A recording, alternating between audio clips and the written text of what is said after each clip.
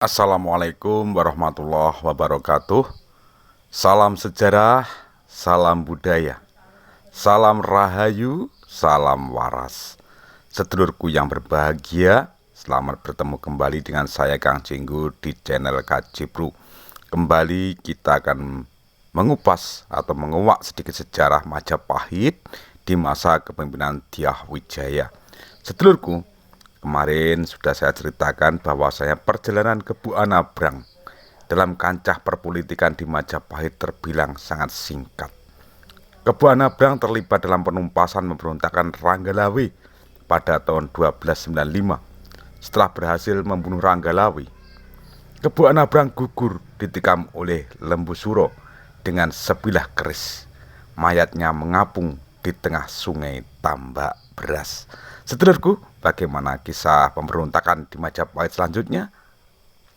Jangan lupa untuk menekan tombol subscribe bagi yang belum subscribe. Dan bila panjenengan anggap video ini bermanfaat, silahkan bagikan kepada yang lain melalui akun media sosial panjenengan.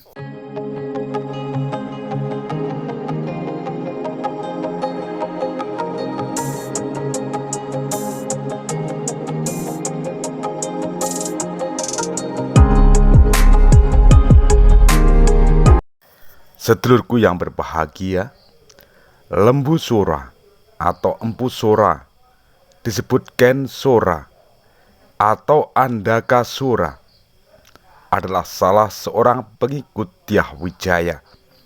Ia sangat berjasa besar dalam mendirikan kerajaan Majapahit.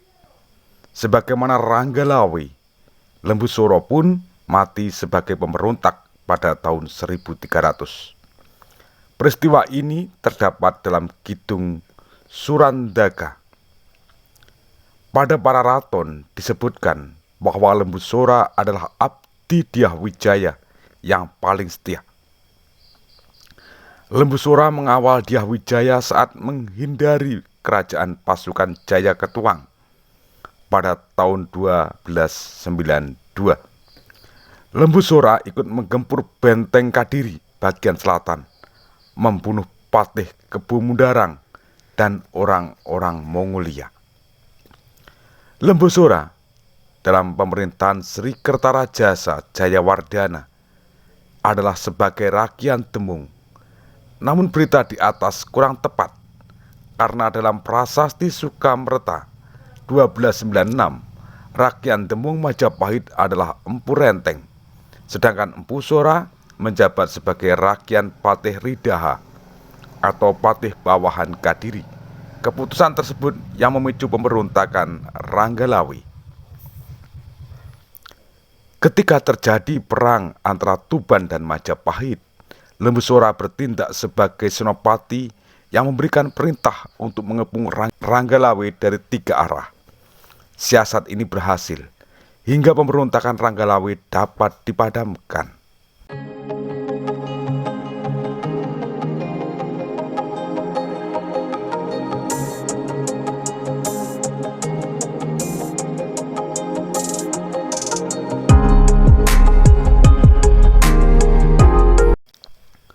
Berkat keberhasilan tersebut, Lembu Sora pantas menjadi abdi kesayangan Sri Kertarajasa Jayawardhana dan menduduki posisi terhormat dalam masa pemerintahannya. Namun, dalam perjalanan hidupnya, Lembu Sora tidak terlepas dari aral rintangan. Salah satu aral rintangan itu datang dari Mahapati yang merupakan seorang penghasut Sri Kertarajasa Jayawardhana, bahwa para mantri resah karena raja terkesan melindungi kesalahan Lembu Sora yang telah membunuh ke Buanabrang. Hingga dari hasutan itu, Sri Kertarajasa Jayawardhana bermaksud membuang Lembu Sora ke Tulembang. Lembu Sora beserta Gajah Biru dan Juru Demung berkeinginan untuk membuat kekacauan di Majapahit karena tidak puas dengan keputusan Sri Kertarajasa Jayawardhana. Dalam peristiwa tersebut, Lembu Sora beserta kedua kawannya tewas dikeroyok oleh para tentara Majapahit. Menurut Pararaton yang dijelaskan panjang lebar dalam Kidung Surandaka, bahwa Lembu Sora wafat pada tahun 1300. Berdasarkan Pararaton, Lembu Sura wafat semasa pemerintahan Jaya Negara. Namun menurut Kidung Surandaka, Lembu Sura wafat semasa pemerintahan Sri Kertarajasa Jayawardana.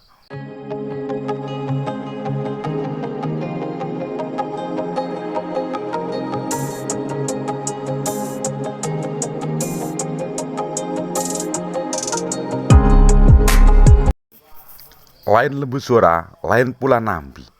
Nambi adalah pemangku jabatan Rakyat Patih pertama dalam sejarah Kerajaan Majapahit. Nambi ikut berjuang mendirikan Kerajaan Majapahit, namun gugur sesudah difitnah Mahapati. Kisah tentang kematian Nambi pada tahun 1316 tersebut disinggung dalam Nagara Kertagama, Pararaton, dan Kidung Surandaka. Baik Pararaton maupun Kidung Panji Wijayakrama menyebutkan bahwa Nambi sebagai salah seorang pengikut setia Dyah Wijaya ikut mengungsi ke Sumenep, manakala Singasari runtuh di tangan pasukan Jayakatwang. Menurut Kidung Harsawijaya, Nambi adalah putra Arya Wiraraja yang baru dikenal oleh Dyah Wijaya di Sumenep. Akan tetapi, hal ini bertentangan dalam Kidung Panji Wijayakrama dan Kidung Ranggalawe yang menyebutkan bahwa putra Arya Wiraraja adalah Ranggalawe, bukan Nambi. Dalam kisah Pararaton, Nambi telah berjasa kepada Dyah Wijaya karena turut menyerang Kadiri. Nambi dapat membunuh Kebul Rubuh, hingga akhirnya Nambi menjadi Rakyat Patih sesudah Dyah Wijaya menjabat sebagai raja di Majapahit. Berita ini diperkuat oleh Prasasti Sukamrta 1296 yang memuat daftar nama para pejabat Majapahit, yaitu Rakyat Patih Punambi. Menurut Kidung Panji Wijayakrama dan Kidung Ranggalawe, pengangkatan Nambi sebagai Rakyat Patih tersebut menjadi penyebab munculnya pemberontakan Ranggalawe 1295. Pemberontakan yang dipicu oleh ketidakpuasan Ranggalawe atas kebijakan Sri Kertarajasa Jayawardana yang mengangkat Nambi sebagai Rakyat Patih, bukan Lembu Sura yang lebih banyak berjasa dan berotak brilian itu.